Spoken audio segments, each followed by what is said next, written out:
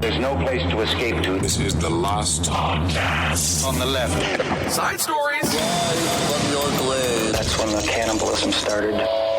Side stories. Yes.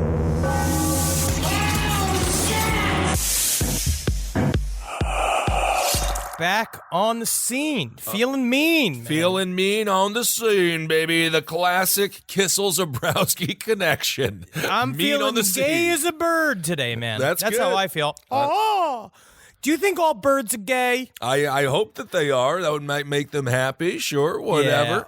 Yeah. You're using the 1950s meaning of the word gay. Yeah, that's joyous, celebratory. It's a birthday. Maybe it's a wake. I don't know what people do anymore.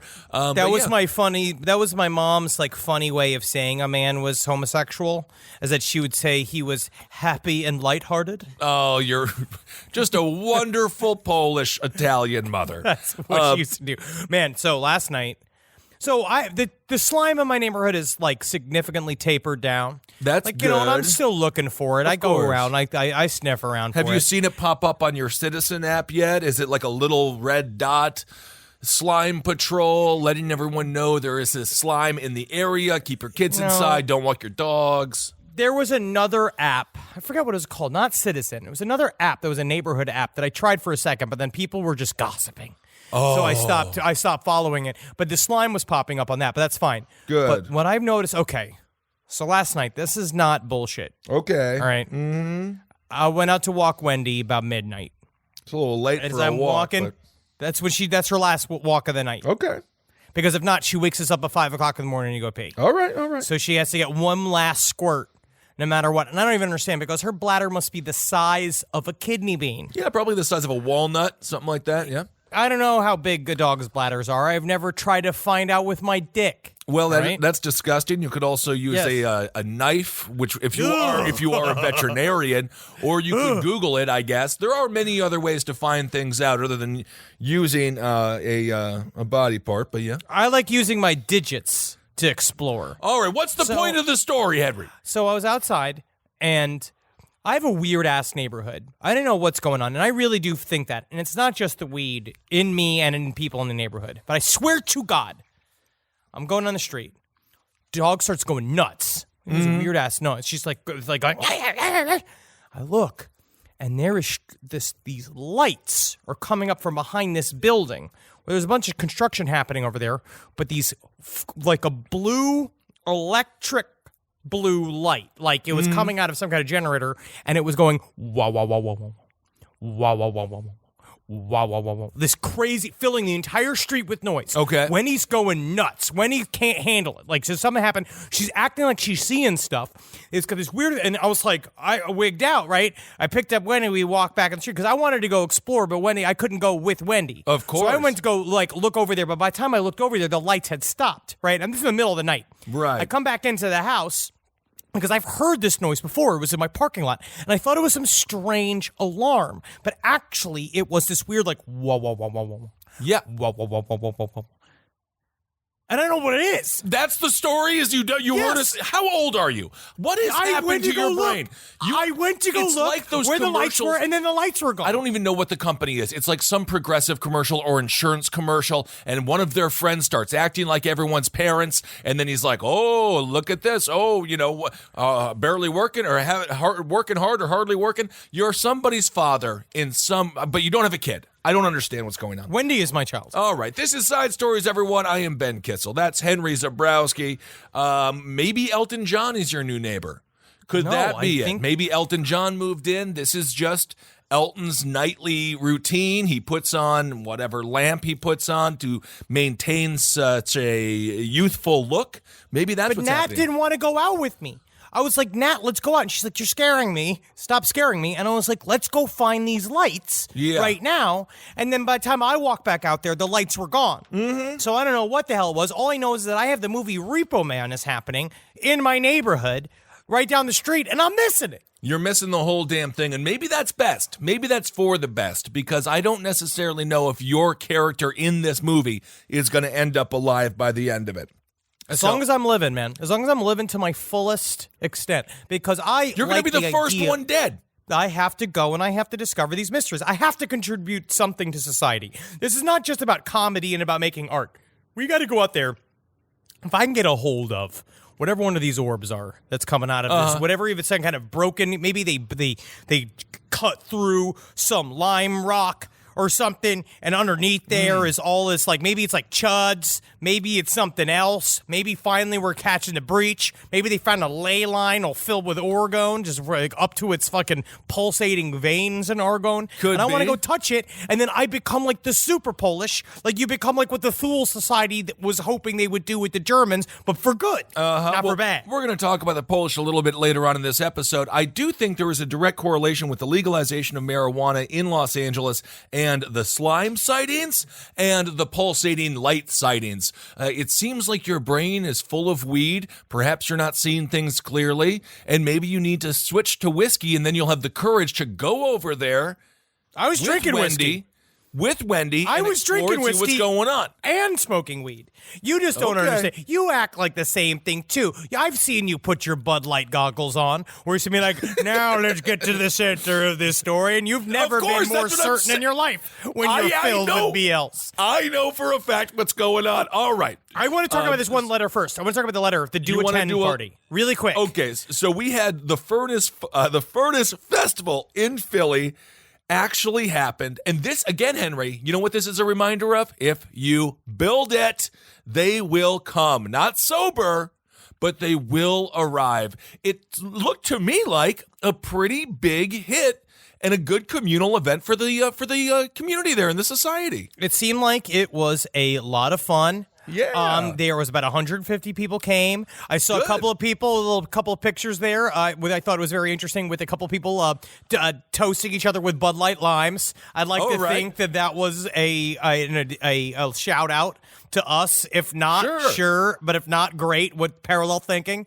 The letter, if you don't remember, it was written by a person who called himself Abba, and he said this is to inform you that all the food ate since first grade is alive in your body, especially the dead animal remains, or meat since it was cooked alive and is alive in your body. Anywhere it goes now, you must go with it. That's 365 days a year from first grade to now. Breakfast, lunch, dinner. Also, newborn baby received your first grade body or a meal just like the 365 days a year. Breakfast, lunch, dinner. It's a very intense letter, but basically it ends with there'll be a meeting on April 27th, 2019, 12 o'clock in the afternoon, and the subject of building a steel furnace, 27th and Girard Avenue on the vacant lot. And it seemed like quite the party. Yeah, absolutely. A lot of people having a good time. And the best part about it, Henry, did you see the picture of the man who wrote the letter? Yes, I did. And what a character. I mean, he must have been, he looked like, because he was I think he was in a wheelchair, I'm fairly certain. And well, this he was one covered video, in blankets. The Philly voice put it really, his name is Milton Jackson, 64 years old, looks like he's 85. But that's because he's been on the street he's lived in Brewery Town for many years, many of them as a homeless man. Yep. And he wrote the letter. I do like how the Philly voice constantly calls him a wheelchair user. Like he chose to use a wheelchair. Well, honestly, he might not require it. That is possible. He's a man about town. He is homeless currently, so maybe the wheelchair is his ultimate mode of transportation. It might just be more comfortable than walking. Makes sense. Absolutely, because then it's like your car is also you can always relax. I like relaxing in my car. Absolutely. So, he didn't speak as much as he had a spokesperson by the name of Bessie Jones, who was a Brewery Town woman. She considers herself a student of the teachings of Jackson, who she initially referred to only as Abba. And basically, Bessie's daughter, Sarah, insisted they share his real name so that people could actually know who he was. He wrote the letter. They were scared to put it out because they were afraid of the repercussions. They rolled him in there at 2 p.m., about 2 hours after the party started. Milton Jackson, he did not speak much, but he did say apparently just the sentence, "Baby Jesus brought to life." All right. So that's good. That's good.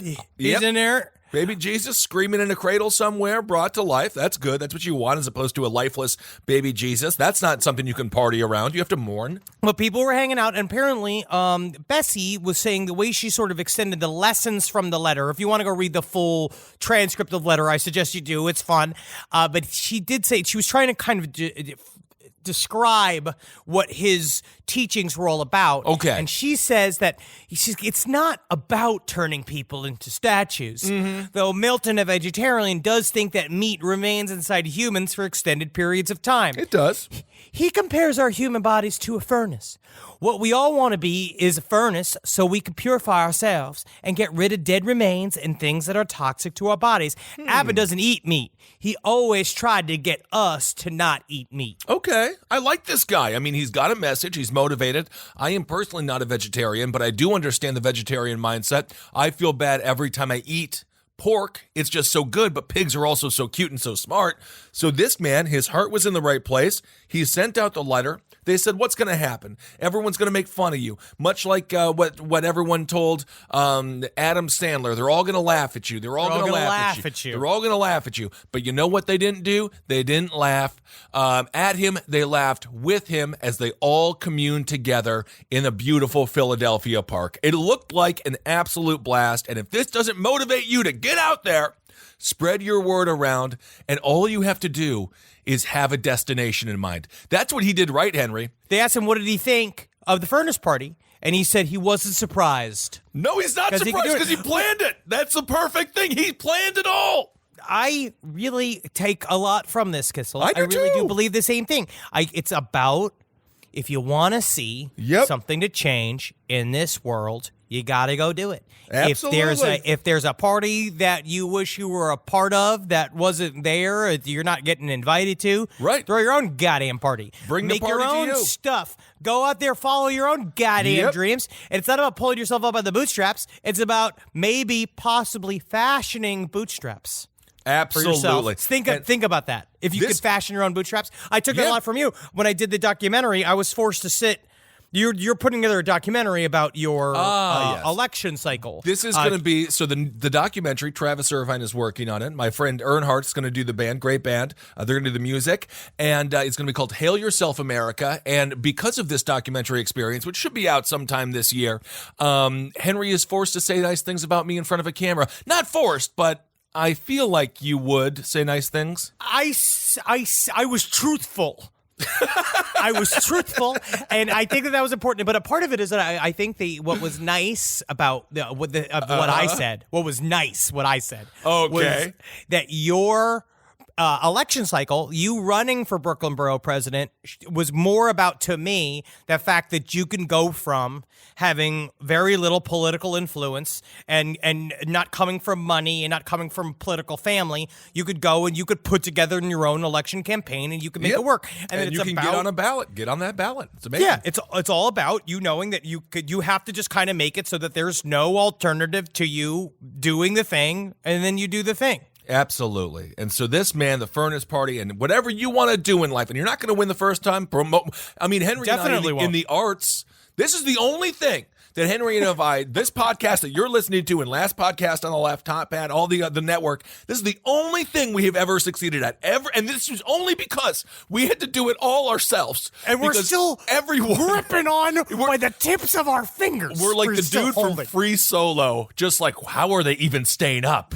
I don't know. I don't know. Because if you saw us, like if you actually saw the graphic representation of what it's like to be an independent artist making it and to try to make a living as this, you would just see us hanging on the side of the mountain with the little, like, because he had those weird, like, monkey toes. I saw Free Solo. Oh, my God. It was so good. Yeah, it was crazy. Eventually be like, who catches those guys when they fall? Like, oh, no, they go straight into the dumpster. They go straight into the cavern. They go to Splattertown. Well, anyway, so thank you all so much for your support, and we want to support you in whatever you're doing as well. But let's talk a little bit, sticking in the art world. So we're talking about Israel Keys this week, or last week's episode of Last Podcast on the Left. So Ace of Base was something that we joked about Israel Keys liking in our Israel Keys episodes. Does he actually like Ace of Base? We don't know. We joked about it, and it turns out we may have not been that far off. Evidently, the lead singer or the founder of Ace of Base, it's this dude named Ulf Ekberg. He was, before he saw the sign, he was a neo-Nazi skinhead, and they got some photos of him doing the classic neo-Nazi salute and whatnot. But this is really, how do you go from being a neo-Nazi to creating some of the more light-hearted music of the 90s? I think that maybe they're really, really close to each other. Maybe. I've always talked about Taylor Swift as if she is. She's the Nazi ideal. If Goebbels could have put together a perfect pop star for the Nazi race, it would have been Taylor Swift. It could have been, but don't bring Taylor down. Taylor doesn't like the Nazis. We don't know. I'm telling you what, I bet she'd be like, oh no. Meanwhile, like taking the money and put it in a bucket that comes from in their pockets. I mean, like, I'm not certain that she'd be like, well, maybe my music can turn them around, but first have a shirt too. And here's some scrunchies. I don't know what else she sells. Even the Salvation bucket outside of every Walmart and Target during the Christmas season probably got a couple of coins in there slipped from the fingers of neo-Nazis and white supremacists. I would assume so. Maybe. I don't know. I don't really want to harp on this too much, but, because you can go after him all you want if you feel like it. It's already been put out there. He did, I'm reading some of the lyrics that he had from his original Nazi punk band that was called Commit Suicide. And they sang songs with explicit racist lyrics. Yeah. How explicit? You might ask. Do you want to read? Should I even read these? Well, he pretty says, rough.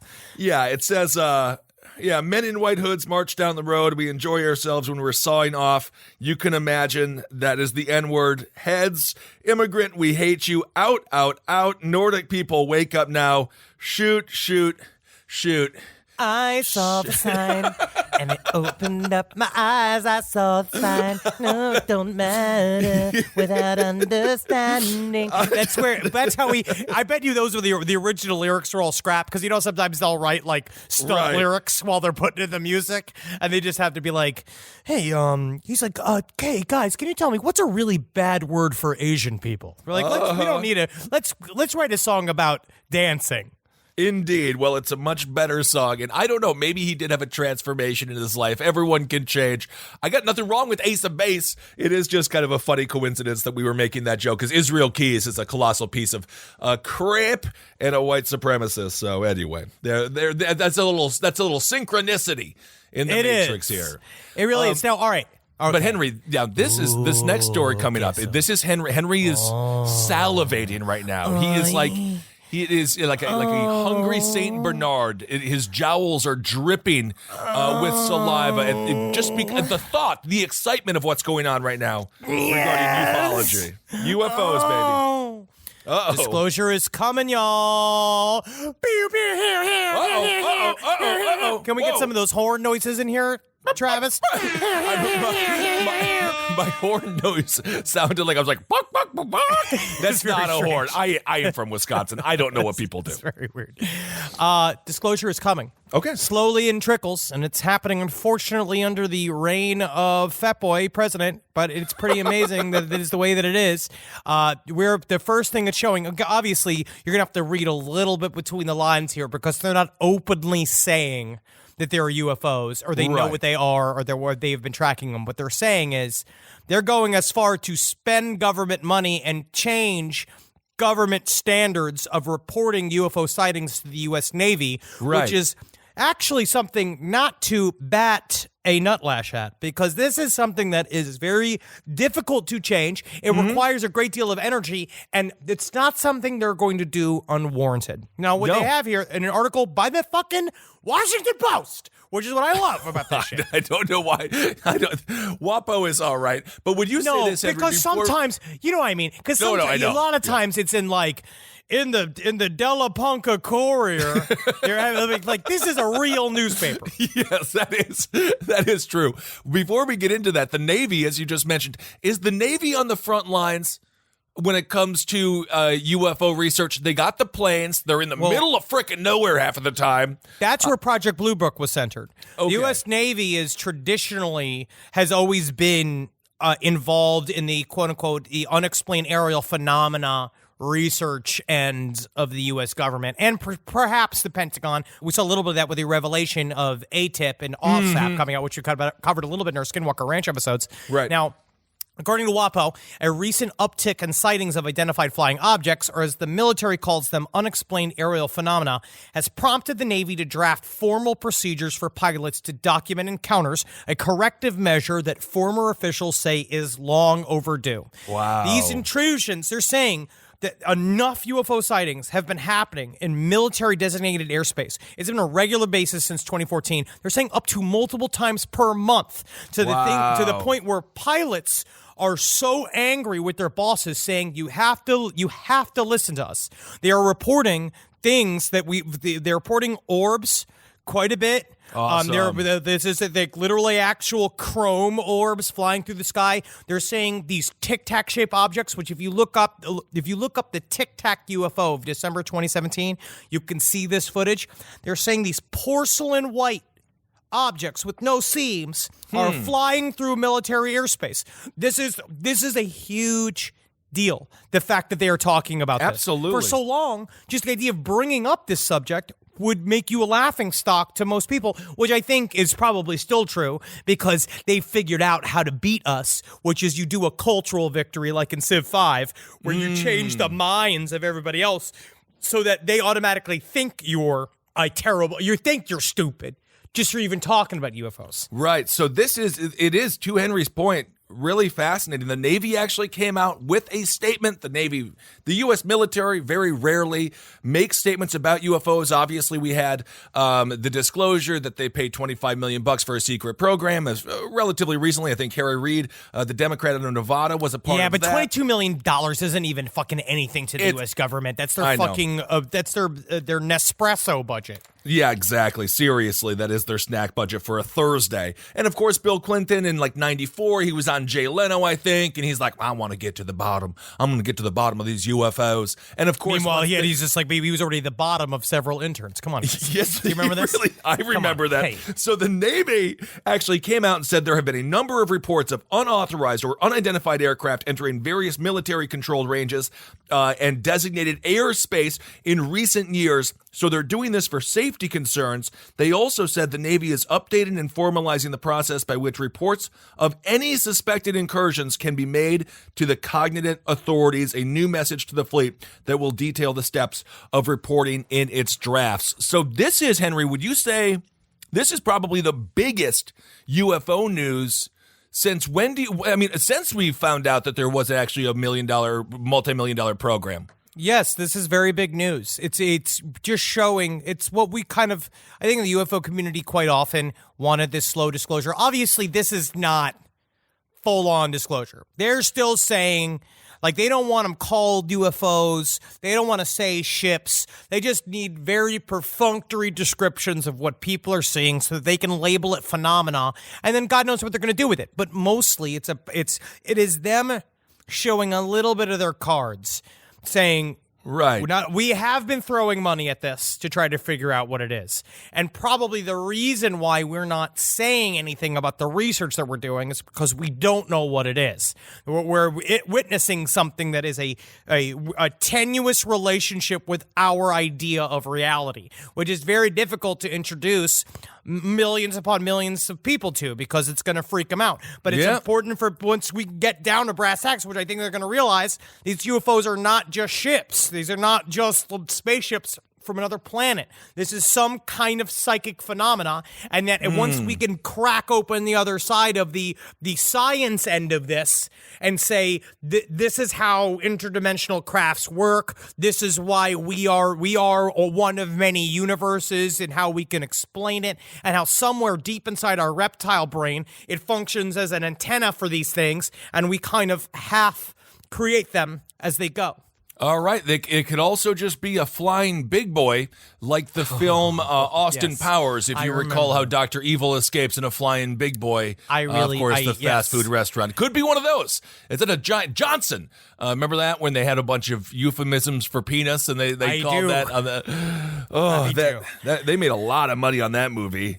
A lot more than we'll ever make. This is what happens with the ufology discussion. It always comes back to Austin Powers. Well, that is not the first, that's not the only, alien news. There's a professor out of Oxford University who is putting his name on the line. This dude's name is Young Hei Chi, and he claims that aliens are breeding with humans to survive the climate apocalypse. He wrote a book in his native language, his Korean language. It is called Alien Visitations and the End of Humanity. And he says there are 4 types of aliens: small, tall and blonde, aliens with scales and snake eyes, and finally, insect-like aliens, the latter of which call the shots. So this man sounds like Henry Zebrowski, but again, he is an Oxford professor. So maybe something's going on here, buddy. It's trickling in. I think that we're seeing some stuff. So what he basically did is that he took all of the reports from people talking about being abducted. He took all of this information and he said, if all this is true, these are the things that come up again and again, which is these human beings are abducted, i.e. animals. Their sperms are sklish, sklish, sklish, sklish, sklish, sklish. They get the juice. They scrape them eggs. They make a hybrid with their DNA mixed with our DNA in order to slowly seed our planet with these hybrids, and then basically you create deeper and deeper hybrids. So you're now making hybrids fuck. You get two hybrids up in the sky, which is true. I've seen these type of abductions where people are kind of put up in the sky. They're all of a sudden they're meeting somebody else. They start fucking, basically hypnotized by rays. They have to start fucking each other. And now those babies, which are then stolen in the night quite often, where it's like a person will be pregnant, and they get abducted, and then the baby goes missing because they're putting it in their baby farms. They might just, of course, be telling their partner that because they fell out of love with him or her, and then they say the baby must have been abducted, even though perhaps they went to go to a doctor and have the baby abducted to another land entirely as well. It's quite possible. But what I would say, though, is that if you want some good deep dive material for this, look up Dr. Young, as in Sean Young. Sean Young, and then Hey-Chi, which is HAE-CHI. God knows, I didn't have spellings right. And there's a great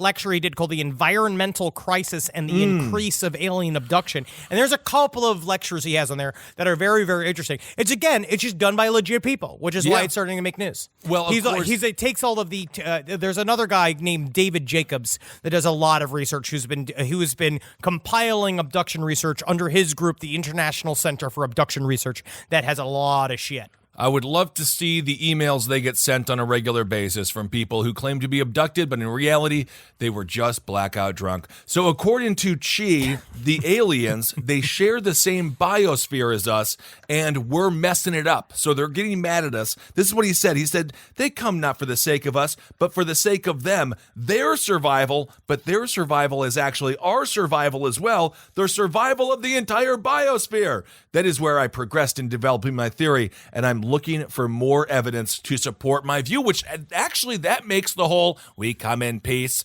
thing much more plausible. If they do rely on our biosphere, maybe they won't just nuke us out of existence, because it might hurt them if they do. They are just trying to, it's almost the opposite. It's that they can't do an overt, they can't show up with battleships and blow us up, because that's not what they're trying to do. What they're trying to do is replace us.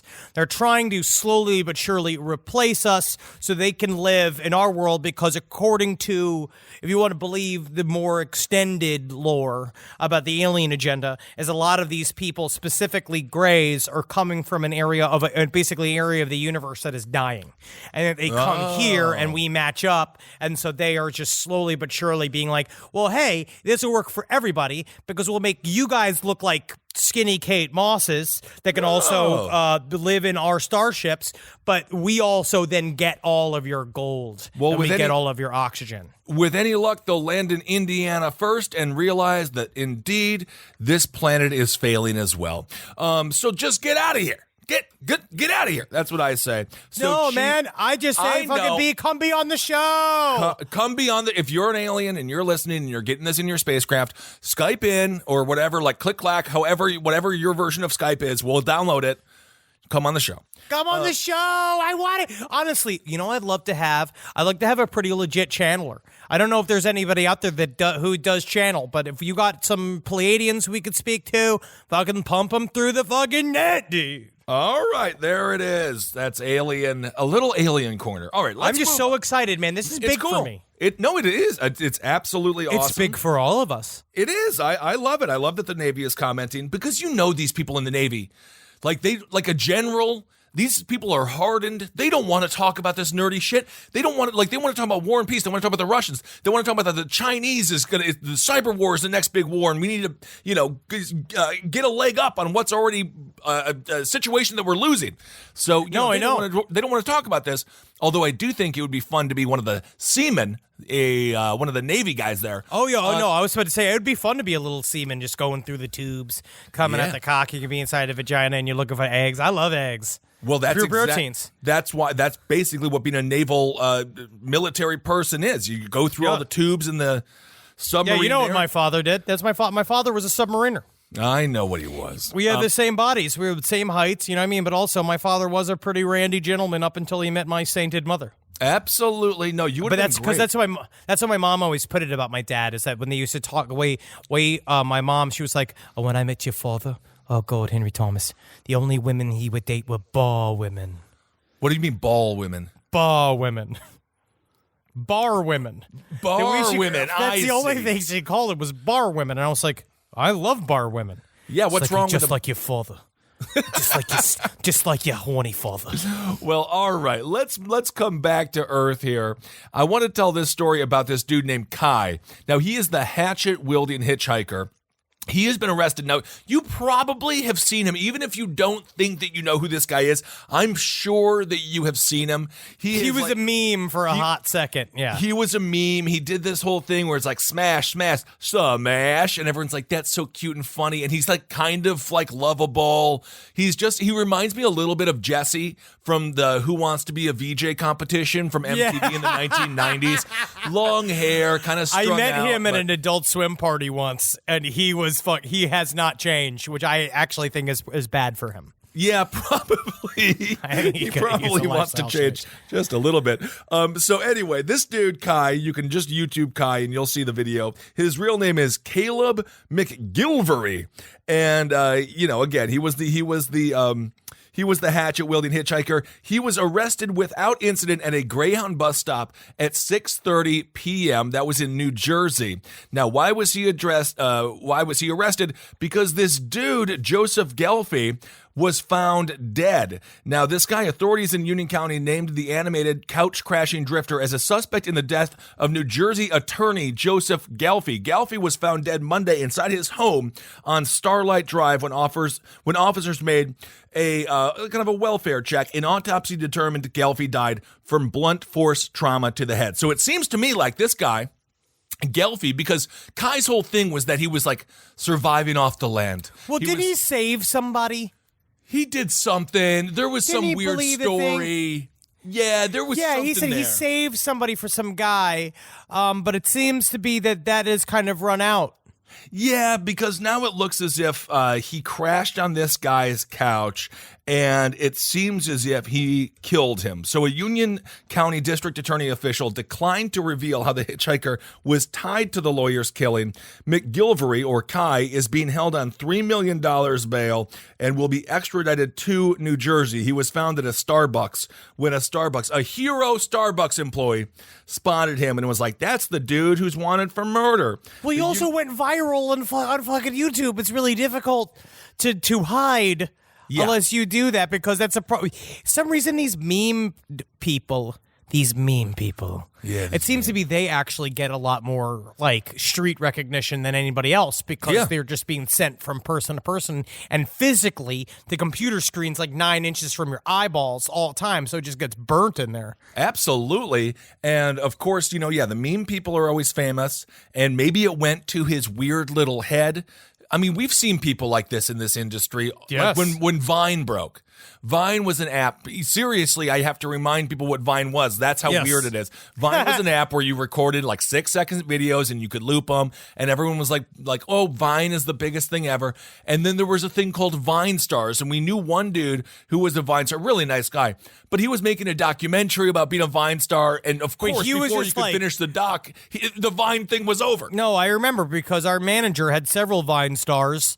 Because I remember him just being like, it's new TV. We got to do it. This is it. We're all on board. And then none of them can make the conversion from Vine to television, because it's really difficult to go from making 6 seconds at a time of content to 21 minutes. Right. It's very, very difficult. But it reminds me of the Cash Me Outside girl. But I believe the Cash Me Outside girl is like she has like a record deal. I think she's like doing well. I think that she is a Hail Mary by the music industry to try to sell just any amount of records at this point, because that industry is dying. Again, speaking of dying, this lawyer has been killed by Kai. This is according to Union County prosecutor Theodore Romancow. In a statement, this is what he had to say. He says, "I am grateful for the overwhelming response and dedicated effort by the public and law enforcement that led to this arrest. I believe that everyone is a little safer with this person off the streets." His nickname, Kai's nickname, was also Kai Lawrence, Caleb Kai Lawrence, and Kai Nicodemus. Wow. So he really maybe had a Jesus complex and probably has a series of mental health issues. His video was shared on Stephen Colbert. That was when Stephen Colbert was still on Comedy Central with the Colbert Report, was actually a good show as opposed to whatever he's doing now. It's sincere now. Don't you? Everybody likes comedians when they go super sincere, right? They like it when you get really serious. I thought the whole point was that they didn't. That we're not.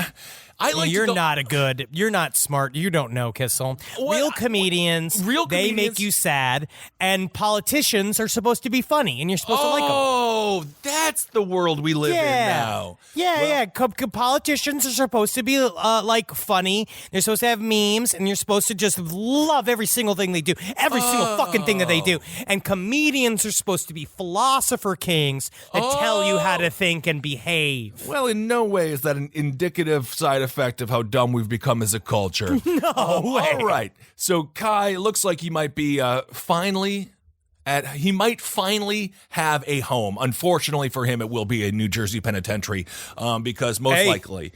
He could do worse. I really think he could do worse. I feel like, that is my thing. If I was ever homeless, I'd be put in jail. I'd be put in jail, but I tell you what, I would do it for the people. Right as everything was falling apart, because at that point, Natalie will have left me. She'll have taken Wendy. I will be under investigation for some sort of white-collar crime. Everything will be out of the house. I'm living on the street. And then I'll just put up a Twitter poll being like, who do you want me to mess up? It isn't even about murder. It's about, like, who can I go and sabotage? And then I will let the public weaponize me to go forward and just go at somebody. I can make somebody's life a living hell until they put me into prison.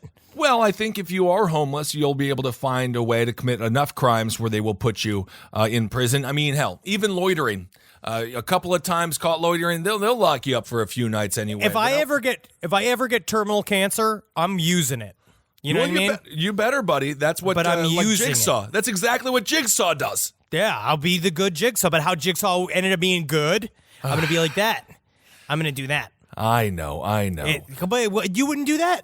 If I had terminal cancer? Yeah, you wouldn't be a vigilante? No, I would catch up on Game of Thrones and all of these shows that I don't watch now. That's what seriously just sit and watch premiere television? I'm living my life right now. When I get the cancer, I want my medical weed. I heard the medical weed is superb when you're on cancer. When you're on cancer. When you're on that sweet leukemia. Do you remember our super good buddy, Ron Krasnow? Yeah. When we used to go and he got colon cancer and he gave us some of that fucking sweet cancer weed and holy shit. And Ron has made a full recovery and is doing great with his family. So that is wonderful. It is wonderful, but I'm very strange. I feel so left out right now because I don't watch Games of Thrones. I don't watch Game of Thrones only just because I read the first 2 books and then I started watching. I tried to watch a show, but by the time it was going, it was too much to catch up on. So I haven't watched the show, and then I haven't seen any Avengers films either. Just because we've been so busy, we've been on the road, I haven't seen any of these movies. Well, you know what I do? So I don't know what's happening. The plane ride up. You got to watch the Avengers on there. They're always on there. It feels like such a waste to watch that size of movie on the 4x4 fucking plane screen on the. Well, I mean, they shrink it down. You don't just see Thanos' big toe. I'm not a fucking. I mean, they take it to scale. But I am one of those. I'm becoming more David Lynchy as I go. I mean, speaking of this, and also like watched a Hail Satan documentary last night, and I'm going to become more and more of a crotchety Satanist as I get older. Well, I'm already halfway there, but but David Lynch, this has got not really equating to it, but I do feel like that, where he's just like, when David Lynch, if he's on a plane and if he sees you watching a movie on your phone, he will knock the phone out of your hands. Just then what are you doing? Like, what are you doing? David Lynch, you can kind of accept it because he's a funny old man, but I can't do it right now. But I believe that movies should be seen either in theaters or in as big as a fucking television as I can purchase with my tiny hands. When you're on a little Delta flight, you got the small, like you said, about 5x5, 5x8 screen. You got to sit real close. And then it's a huge screen. It's all perspective, Henry. It's all perspective. You're ruining your eyes. Oh, no, that's a myth. That's a myth. I know. I'd rather watch documentaries. That's how I saw that Free Solo thing. Oh, yeah. Free Solo. So good. Then I made it through about 45 minutes of A Star Is Born, and then I shut it off so hard. I hit the screen so hard that I woke up the person in front of me. Shutting that thing off. I had one person yell at me for tapping the screen too hard, but I didn't think I was tapping the screen too hard. And then what you do is passive-aggressive fight for about 5 hours. You let your face drift over to the side and be like, what if I tap your fucking head too hard? And then she'll smell all the JD on your breath. Yeah. And you come a thing, and then you just wham, wham, wham. It's the passive-aggressive wars that I fight every day in the streets of Los Angeles. It was a very svelte, maybe 25-year-old black dude. Like, he was quite handsome, and maybe I was hitting the screen too hard. I didn't particularly think I was, but I was also... How hard are you hitting the screen? I didn't think I was hitting it that hard, but it was also one of the first times I ever sat in a nice seat on an airplane. So the guy turns around to me and I was like, how you doing, man? Like a big old redneck or something. And then he's like, stop tapping the screen so much. And I was like, I thought we were going to celebrate being in the front of the... Okay. Yeah, I thought we made it. That's what I thought. We made it, buddy. Exactly. Live from your grave. Live from your grave. All right, what is this shit with the whale with harnesses? They could be a Russian weapon? Yeah, I wasn't sure if this was a top hat story or a side story. So in Norway, they found this whale, and it had a weird harness like it was going to its first day of whale school, and they found out it was a Russian piece of technology that was used to monitor I guess wherever the hell the whale goes. I don't think the whale is like getting orders from the Kremlin to be like, no. And now go down this canal. Have you seen this? So this whale was swimming between the boats, right? Fishermen in waters near the small Norwegian village of Inga Jørgen reported last week that a white beluga whale wearing a strange harness had begun to harass their fishing boats. We are going to put out the nets when we saw the whale swimming between the boats. Fisherman Jor Hestern told Norwegian broadcaster NRK, it came over to us, and as it approached, we saw that it had some sort of harness on it. Aww. The strange behavior of the whale, which was actively seeking out the vessels and trying to pull straps and ropes from the sides of the boats, as well as the fact that it was wearing a tight harness, which seemed to be for a camera or weapon, this is Austin Powers again. Austin Powers, indeed. It raised suspicions among marine experts that the animal had been given military-grade training by Russia. Yeah, well, this is according to a Russian broadcaster. What's this here? Inside the harness, which has now been removed from the whale, were the words, equipment of St. Petersburg, which is like, they might as well have had like a dog tag on it that had like Vladimir Putin and then his cell phone number, you know what I mean, so that you could fucking call it. I don't know, man. No, this is one of, honestly, if this was the peak of human warfare, our society would be so much better. This is so funny. It's because it's kind of cute to have little whale warriors. So this was according to a Russian broadcaster, Gorvort Moskov, or Moskva, whatever the hell it is. He said, and I can't do a Russian accent. If you want to do it, Henry, feel free. He says, if we were using this animal for spying, do you really think we'd attach a mobile phone number with the message, please call this number? But then he also said, we have military dolphins for combat rules. We don't cover that up. So it's just like, wait a second. You just said this something that none of us were aware of. So, okay. So you have dolphin weapons? But it would be crazy to have a whale weapon, they take almost 2 weeks less to train than a dolphin. What? Absolutely. So you're saying it's easier to train them? But I'm telling you, the U.S., we got to get the sharks on board. We need to get seals. I don't even mind seals. Seals can do good covert ops, and they're kind of cute. Honor? And you know who eats seals? Whales. And what if a whale that ate a seal was one of those Russian whales? Now we got someone on the inside, with the little harness until he craps it out. Killer whales eat seals, but normal whales eat krill. Yeah, I've seen them deep dive on that like they're at Old Country Buffet. They look to have a great time when they eat. They do. I mean, look like they're always smiling. They really do. They get in their weird brush teeth. But we could also weaponize tiny dogs. Yeah. Let's not forget that. Of course, we could definitely weaponize premier puppies by basically you get like a bunch of really nice puppies. This is actually a really fun idea. Yeah. You get a tiny little nuclear device and you feed it to the dog, right? Like you let it slide down its throat into its belly. You sell these priceless puppies, really expensive ones, to like a countess's daughter or something in Russia, like somebody who works in one of these weird ass like oligarchy, whatever their criminal organization that runs the country. Anna Kournikova. I think she's pretty high up there now. Yeah. Ooh, yeah. Why not? I bet. Mm-hmm. And then she goes in there with the puppies, and you detonate them by a remote. You kill everybody. Well, it would be sad for the puppies, but it wouldn't be the first time the U.S. has used animals. The U.S. Navy during But the thing is during the Cold if War, the puppies do it, we use the puppies, they will die happy knowing that they served our country. And then what we can do is we can give those puppies post-mortem, whatever the word is, Purple Hearts.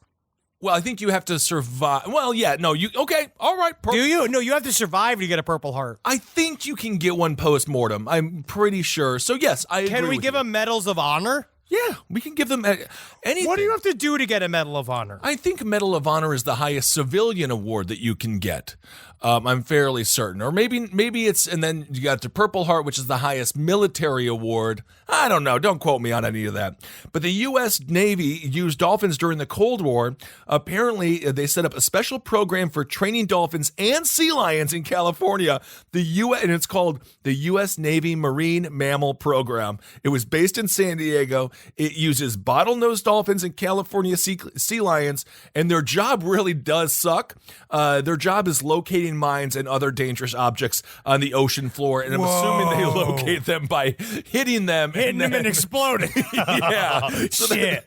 The U.S. Navy deployed dolphins to the Gulf during the Iraq War in 2003 to help mine clearance teams. Man, you would think this would be on the news every single day, now that I think about it. You would. Honestly, it's one of those where like, holy shit, it's like cool. This is what we used to do. Well, I'll tell you what, this is. I'm just thankful we're using dolphins instead of the original program, which was just using Mexicans. Yeah, just getting them down there. We've changed a lot. We've grown as a country. We're doing much, much better, not using forced labor to do the hardest jobs, although you could argue that we're forcing the dolphins to do it. Unless, of course, they did sign up, although they don't have opposable thumbs, so they can't hold a pen, which makes that seem unlikely. I got opposable thumbs. That's what I called the tiny little baby penises next to my big main penis. Oh, is that a lie you've made up for yourself? Yes, that's what I got, little thumbs. Kitty little thumbs. All right.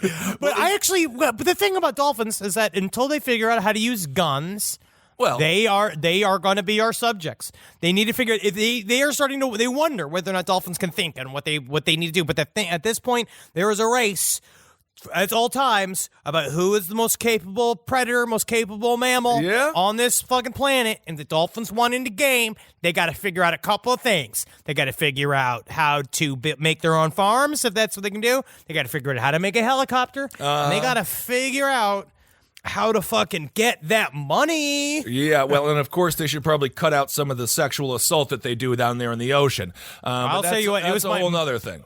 Women like my mom are the ones, I'm not going to say they bring it upon them, but my mom was out there like swimming with the dolphins. She's like, oh, I love how close they get. And then they have to have the lifeguard come and say, please stop. This is their sexual aggressive. Yes, I'm sure your mother was courting a dolphin to have sex with her. She doesn't know that, but she was like, God's talking to me through the dolphin. God said this was a sign from God. And then they go over there and it was just being like, oh, God's trying to shoot all over your back thinking you're some big struggling seal. Okay, it doesn't. Well, don't call your mother a struggling seal. She'll never let that go. No, but that's what we look like to them. I know that's what people look like when we're swimming and we're like peak of the food chain, and then every other animal in the water is like, oh, that's a fatter seal than usual. Must be one of those unique Midwest seals that comes down here to Florida during the winters. Yeah, just coughing up string bikinis for men with the Canadian flag on the pouch. All right, well, of course, we have to do our hero of the week, and it also goes along with animal news a little bit. I think we're to the point where the hero of the week is should be discussed at this point. So it's better if it's an animal. It's better if it's an animal, absolutely. So here's the hero of the week song. Recordings of number stations. I love listening to them, and it can be a little maddening sometimes.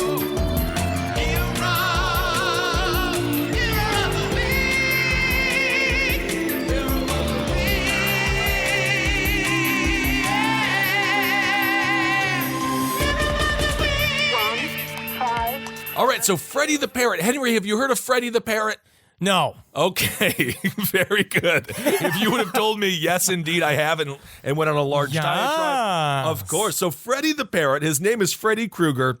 He has made it back to a zoo after being stolen. He wasn't I know, it's so cute. He's such a cute parrot. He wasn't just stolen, though. He was also shot and bitten by a snake. An Amazonian parrot called Freddy Krueger has made headlines in Brazil after managing to find its way back to the zoo from which it was stolen while recovering from a 4-year nightmare that saw it shot with a gun, abducted by armed thieves, and bitten by a snake. This thing, if this bird could talk, wait a second, it can. It can. What is this parrot?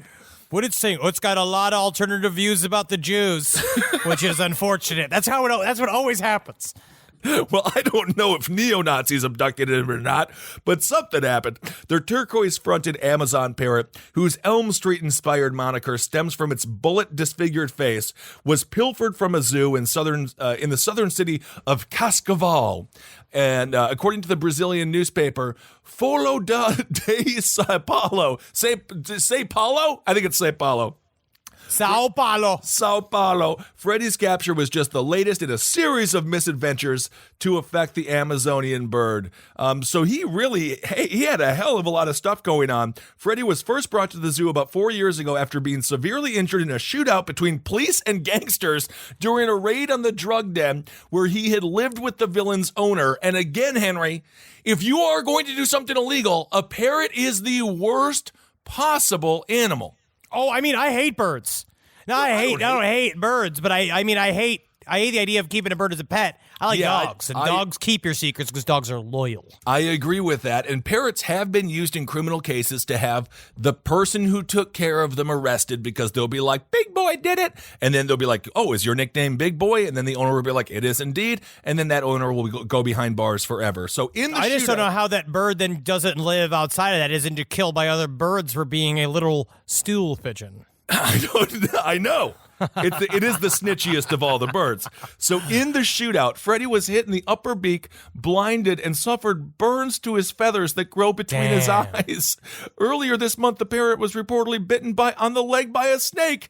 Thankfully, it was non-venomous. Freddy bled profusely but survived, only to be stolen days later when 3 armed raiders burst into the zoo, overpowered its security guards, and made off with 2 parrots and a cylinder of gas. Whoa, this is like Malala. What is going on? Did that happen to Malala? I'm not quite sure what happened, but this parrot, it's like 2 days later, however, Freddy returned, discovered by zoo staff at the foot of a pine tree beside his cage. Wow, look at that. So he is our hero of the week. This is according to someone who works at the zoo. He says he's a bit of a wild one. That's the zoo vet was saying. So he's a wild parrot out there. The second parrot and gas cylinder have yet to be found. I'm a little bit concerned that parrot is probably burnt, dead, and gone forever. I don't know why you would steal 2 parrots and a gas cylinder. Something tells me those people might have been on some Brazilian meth. I think that they were just excited to be awake. That could be. That's what happens. So Freddy Krueger the parrot, you are the hero of the week. Survivors. It's all about surviving every day. Beyonce did that too. She survived and she wrote a song about it. And she had those two other women that she used to have sing about it too. And then she fired them because they weren't fabulous enough to keep up with Beyonce, I think. And now they and their lives are ruined, I think. No, it's Michelle, Kelly Rowland. Kelly Rowland's still doing stuff. And there was a fourth that, they just kind of She is forgot. a toll worker now. Yeah. She just went to the history of time, and no one will ever see her ever again. Oh, that's sad. There are winners and there are losers in this life. Well, Beyonce could have helped her friends out a little bit. We always we have to help our friends out, and we don't even like our friends. We help all of our ridiculous friends. We're saddled with this. All right, everyone. Well, let's see here. Thank you all so much for listening. We are going to see you all on the road very, very soon.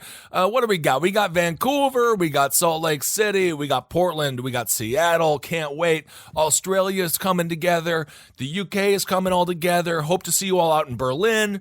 It's just going to be a good time, man. We're just going to hang out like friends and fam. Eat a bunch of cheese.